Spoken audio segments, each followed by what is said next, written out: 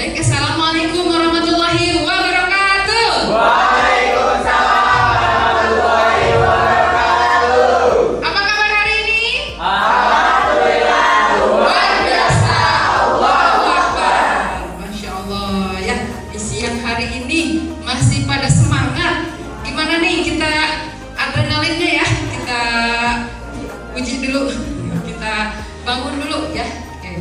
Tepuk semangat. Semangat.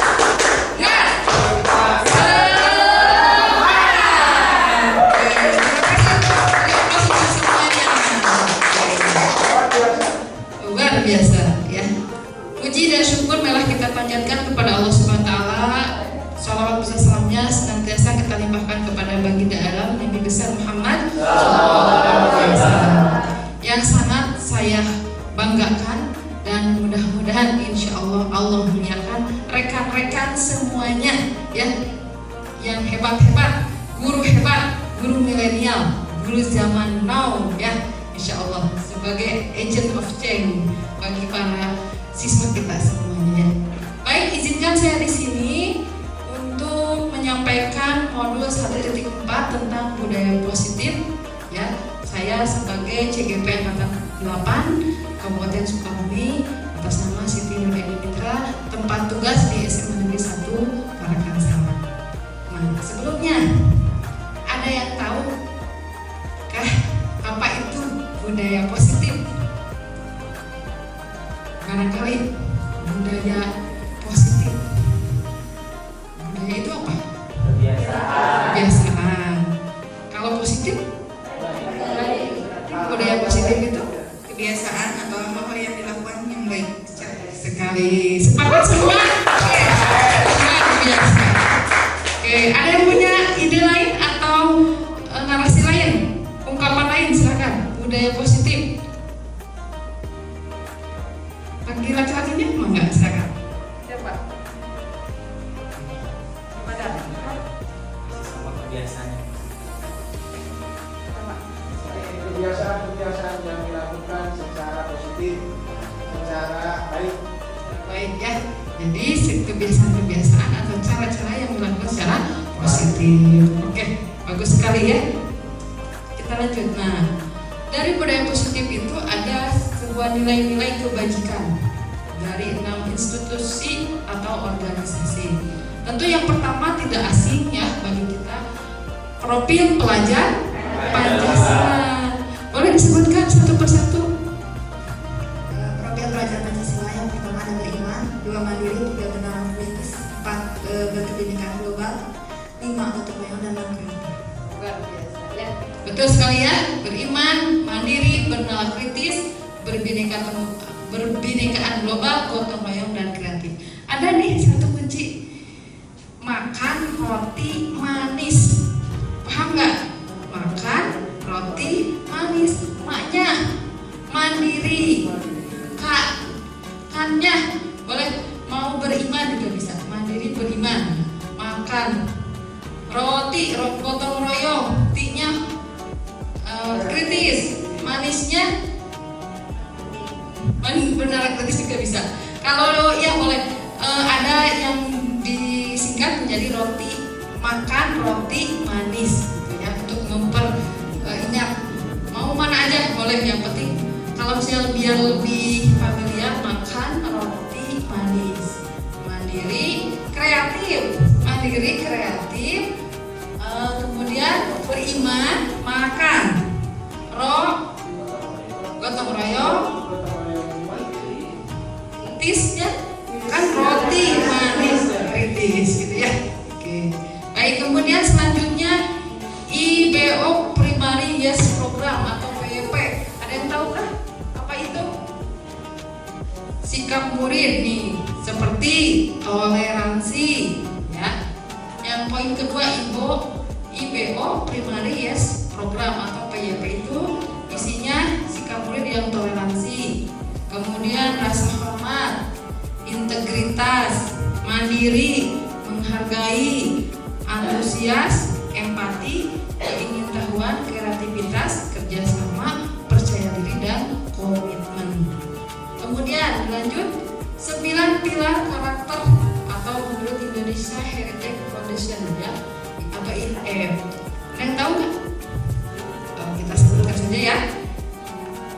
1. Cinta Tuhan dan segenap ciptaannya. Kemudian kemandirian dan tanggung jawab. Kemudian kejujuran, amanah, diplomatis, hormat dan santun. Kemudian dermawan, suka menolong dan gotong royong, percaya diri, kreatif dan bekerja keras, kepemimpinan dan keadilan, baik dan rendah hati, toleransi dan kedamaian dan kesatuan. Kenapa nggak disimpan di situ? Kepanjangan ya. Oke. Kemudian petunjuk seumur hidup dan keterampilan hidup atau lifelong wisdom and life skill, keterampilan hidup. Contohnya dapat dipercaya, lurus hati, pendengar yang aktif, tidak merendahkan orang lain dan memberikan yang terbaik dari diri. Kemudian the 7 essential virtues ya, itu empati, suara hati, kontrol diri, rasa hormat, kebaikan, toleransi dan keadilan. Dan yang terakhir itu proyek nilai-nilai kebajikan, yang antaranya peduli, keterusterangan, kebersihan, rajin. Intinya semua hal-hal yang positif.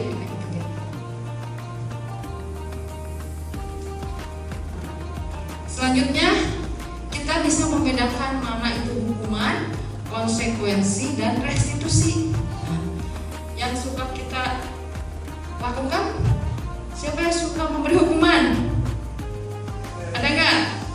Tergantung sikonnya. Kemudian konsekuensi. Nah, emang ini hampir sama ya. Cuman kalau kita runut, hukuman itu bersifat tidak terencana. Jadi apa namanya? Kalau tidak terencana itu spontan, refleks ya. Ketika kondisinya memungkinkan menuntut seperti itu ya dilakukan pada saat itu juga, gitu ya. Tidak direncanakan. Ya. Kemudian konsekuensi bersifat kesepakatan. Tentu ada kesepakatan dulu dari awal. Berarti ada resiko, ada konsekuensinya. Ketika kamu melanggar, berarti ada konsekuensinya. Kemudian restitusi ini yang sekarang kita akan belajar, yaitu tentang restitusi.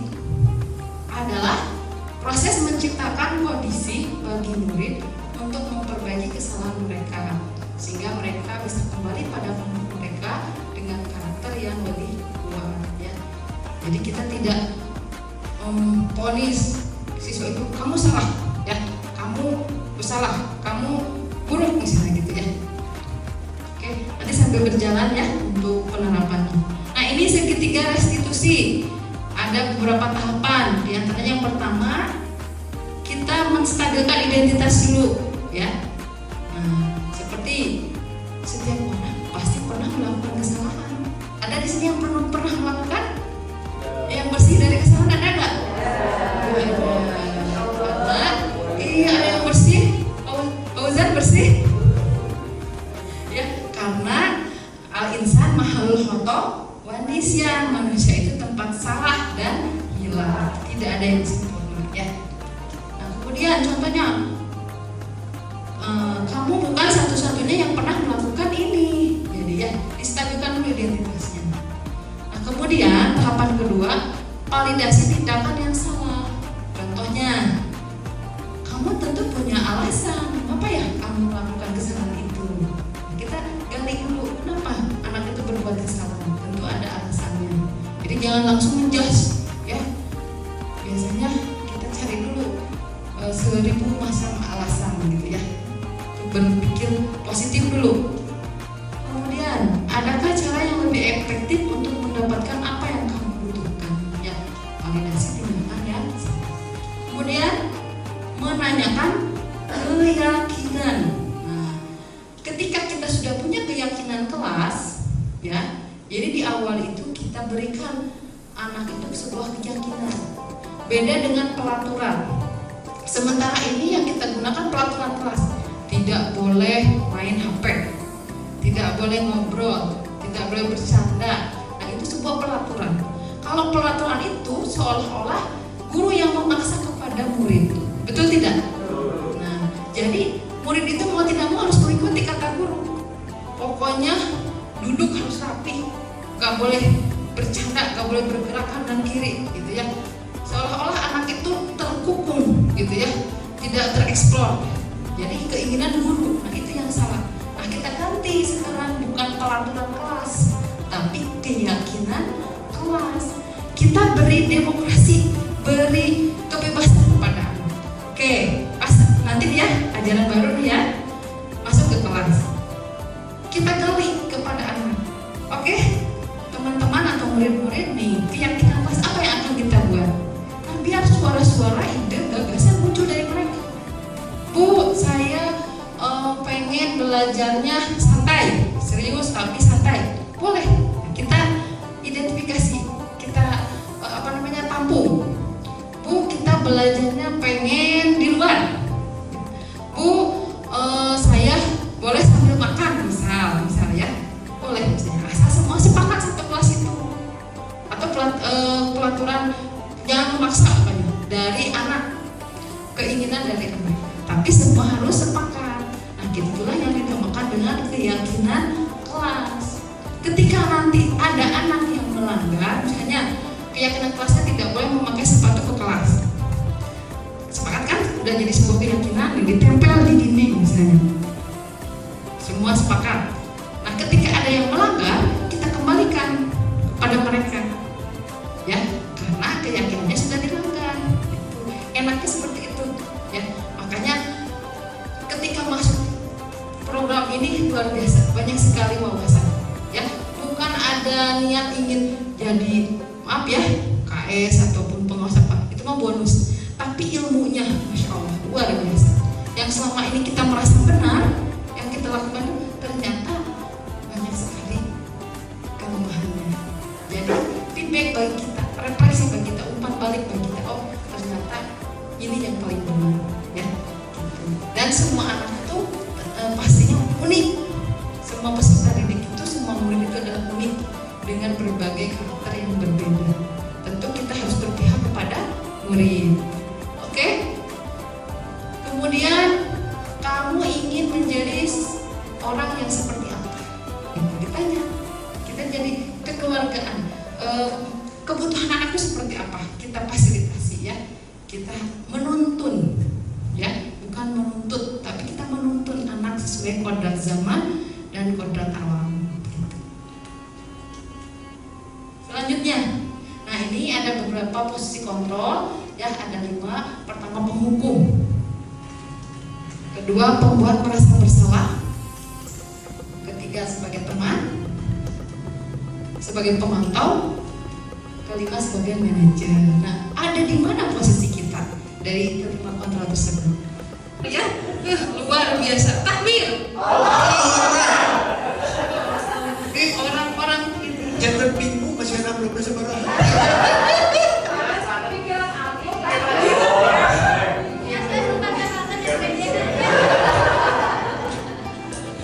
dari kemarin kami berpikir, siapa ya gerangan? Ternyata inilah orang-orang pilihan Allah. Ya, masya Allah, luar biasa. Tepuk tangan buat kita semua. Ya, orang lain masih healing, masih holiday. Ada yang di rumah ya, les biola, ya, kanan kiri gitu ya. Ada yang adventure ya. Ya, sekarang menyempatkan. Insya Allah, ini adalah agent of change, membarakan salah, ya, insya Allah ya, membawa perubahan. Mudah-mudahan imbasnya nanti di antara rekan-rekan semua ada yang bergerak, ya, insya Allah menjadi generasi kami, ya. Kami juga sama-sama belajar. Nanti insya Allah ada angkatan 10 ya, 10 ini sekarang ya. Pokoknya kita mau mencoba. Dari situ bisa terwujud. Next. Nah, sekarang ini kita actionnya ya. Nah, ada. Mari kita mengisi kalimat rumpang berikut. What is the meaning kalimat rumpang? Yang hafal? Yang tahu?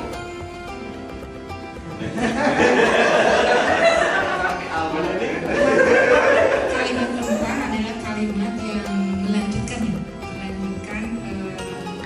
kata-kata yang tetap jiwa muda ya, karena belajar sepanjang hayat, long life education ya.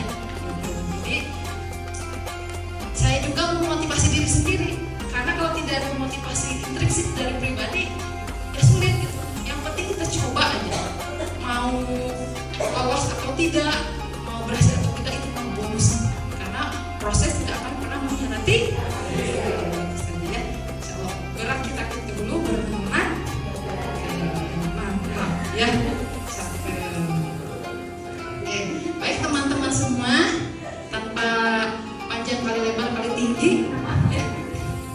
Karena kami dituntut oleh tugas tadinya ya, tapi karena kita ambil positifnya saja. Kalau tidak begini tidak ada kesempatan ya, tapi kita belajar mencoba. Bukan kami mampu atau kami bisa, tapi kita sama-sama belajar, kita berkolaborasi. Tidak ada yang lebih, tidak ada yang kurang, kita sama. Baik, di sini kami berdua dengan Pak Adnan, soulmate saya ya. Partner kurikulum tidak jadi ya. Kasih tak sampel ya, iya. Akhirnya kami menghemat waktu ya, kita 2 PP disatukan, namun tidak mengurangi esensinya ya. Nah di sini tentang visi dan prakarsa perubahan SMA Negeri 1 Tarakan Selatan. Udah, normal aja. Baik, di sini boleh kita lihat dulu ya. Ada yang unyu-unyu ini, masih pemuda ini ya, belum 17 tahun ya.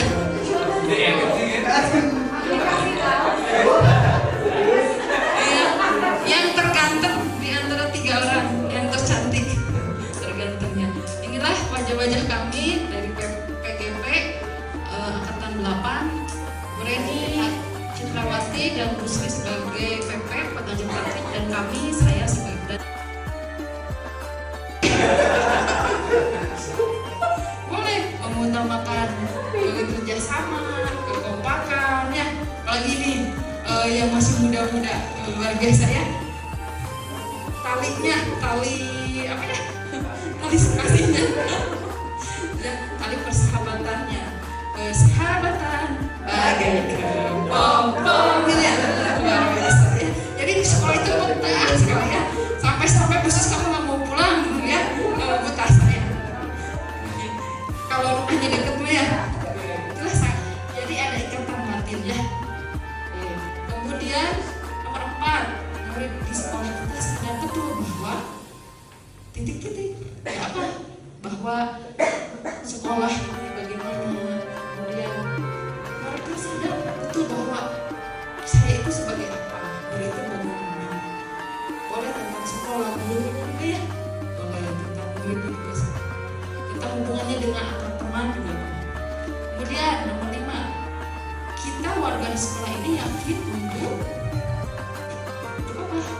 Ya, mungkin jawabannya berbeda juga, nggak apa-apa. Berbeda-beda, tetapi tetap satu tujuan. Itulah Indonesia.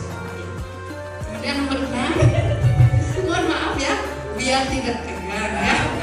Kita santai kan masih holiday ya.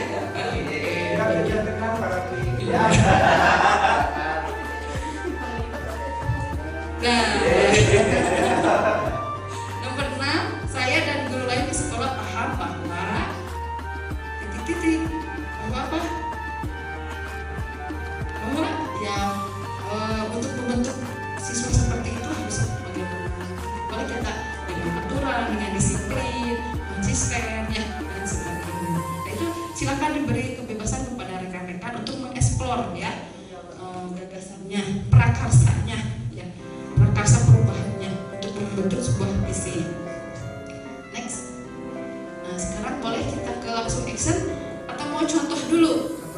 Boleh contoh? Boleh kalau ada atau yang Pak Adnan yang udah siap. Nah, kami pun sudah dari rangkaian tugas CGP di modul 1.3 itu tentang visi grup gerak sudah membuat visi, bukan visi sekolah, tapi bukan merubah visi yang ada atau yang sudah ada di sekolah, tapi visi kami di kelas dulu ya, di lingkup yang terkecil dulu. Baik, atur nuhun Mirani ya. Kita kita diskusi saja ya, kita diskusi santai saja. Jadi ini salah satu gambaran untuk nanti mengisi kalimat yang berumpan yang kita akan diskusikan. Ibu-ibu nanti, bapak-bapak juga mengisi kalimat rumpannya melalui Jamboard. Nanti linknya tadi sudah ditayangkan, juga nanti akan saya bisa di-scan barcode juga, sehingga lebih efisien dan menggunakan handphone. Nanti jangan lupa mencantumkan nama masing-masingnya ya ketika menjawab kalimat rumpan itu. Nah, dari pertanyaan pertama sampai 6 nanti satu persatu kita ambil benang merahnya atau garis kesimpulannya. Apa nih intinya dari pertanyaan satu dari semua yang hadir ini? Dilanjutkan pertanyaan kedua juga diambil satu kesimpulan atau kesepakatan dari hasil diskusi ini. Apa yang menjadi inti dari jawaban ibu bapak semuanya? Ya, oke, ini dalam tugas sebelumnya ya, terkait dengan imajiku tentang murid di masa depan itu ada 3 ya, kalau menurut saya, menurut Bu Rani mungkin beda, menurut yang lain juga beda ya. Yang pertama berpartisipasi aktif dalam pembelajaran. Jadi saya menginginkan siswa itu semuanya aktif dalam pembelajaran. Karena sementara ini yang saya amati, yang saya rasakan saat pembelajaran di kelas itu memang sebagian siswa hanya berpartisipasi aktif, banyak yang melamun, yang ngobrol dan sebagainya. Itu menurut saya sangat penting. Yang kedua juga menanamkan budi pekerti luhur. Nah ini apalagi di visi kita, di sekolah kita ada pekertinya ya, atau karakternya. Ya maka ini sangat utama kita tanamkan budi pekerti luhur kepada peserta didik di sekolah kita semua ya. Supaya anak kita tadi dikatakan sama Umi memiliki akhlakul karimah. Oke, selanjutnya yang ketiga selalu semangat datang ke sekolah gitu. Intinya apa? Tidak banyak yang kesiangan gitu ya. Jadi happy gitu ke sekolah teh hoream teu males bisa ukur ulin gitu kan. Ukur main dan lain sebagainya. Tapi dia semangat datang ke sekolah sehingga tidak ada yang terlambat lagi. Nanti yang pusing lebih kan yang kita sih. Kalau ada yang kesiangan. Pak Ali siap-siap jadi wali kelas Pak Ali ya. Oke, kita lanjut. Nah ini kalimat rumpan tadi yang saya sudah isi ya, di tugas sebelumnya saya memimpinkan murid-murid yang tadi kayaknya ini gambarnya tuh ada di situ. Banyak. Saya ambil bentuknya dari kegiatan di sekolah ini ya ketika acara istiqosah. Oke, murid yang beriman dan bertakwa terhadap Tuhan Yang Maha Esa, berbudi pekerti yang luhur, selalu aktif dalam mengikuti pembelajaran serta menjadikan sekolah rumah kedua bagi mereka. Nanti ibu bapak silakan bebas ungkapkan saja menurut pemahaman ibu bapak semuanya.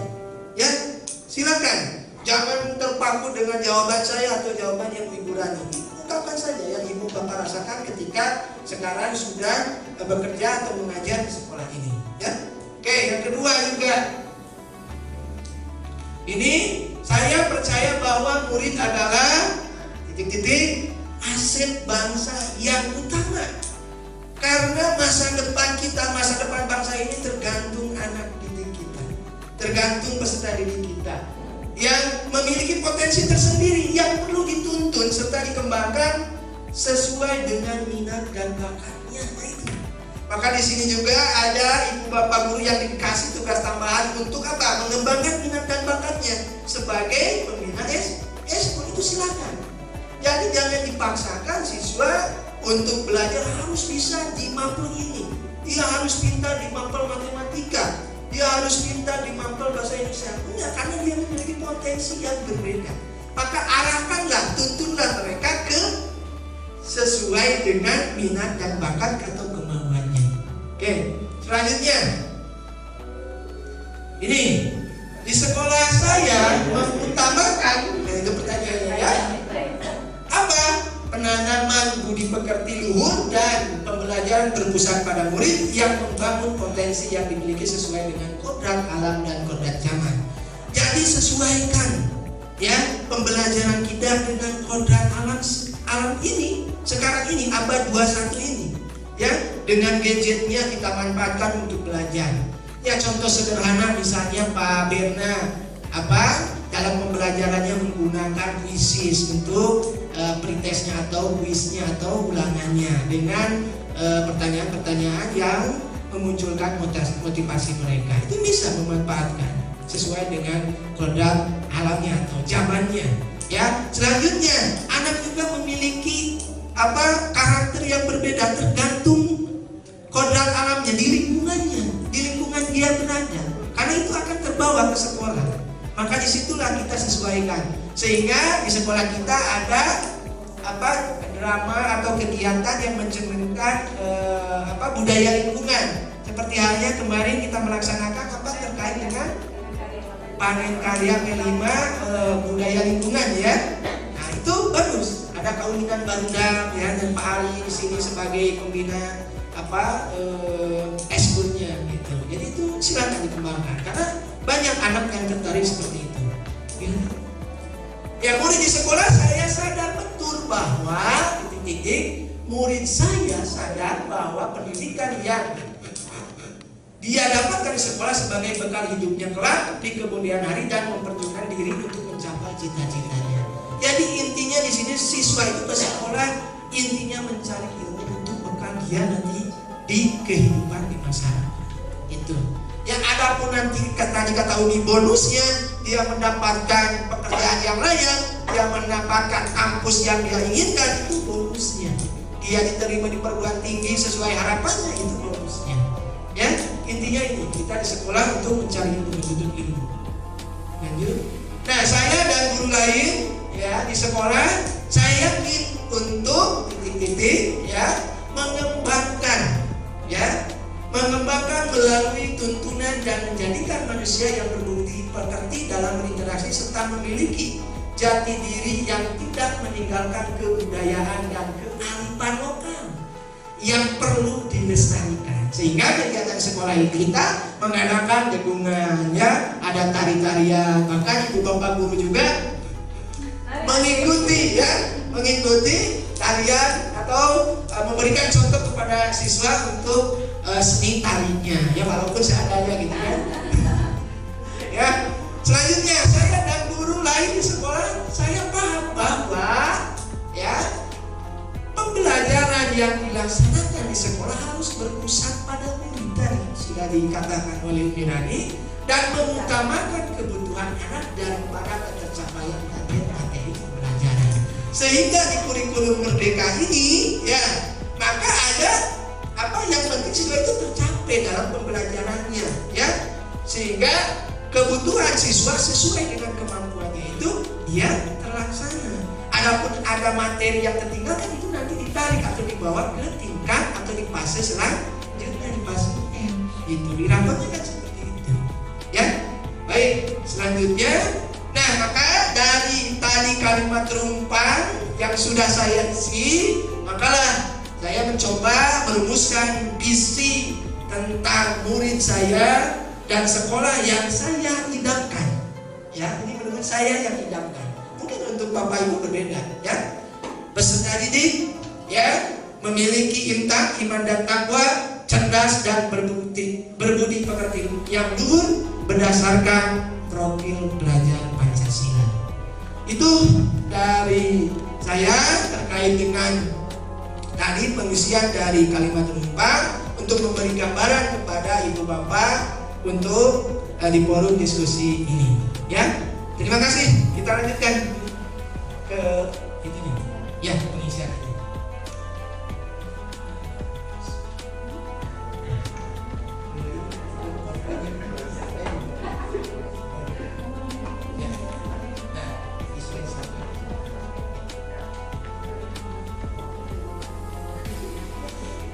Ini silakan Ibu Bapak isi, ini ada alamatnya. Kalau yang mau di-scan barcode boleh scan barcode di layar bisa, di itu yang saya print sudah juga bisa. Ya. Nanti pertanyaannya sesuai dengan kalimat rumpang itu. Jangan lupa dikasih nama ya.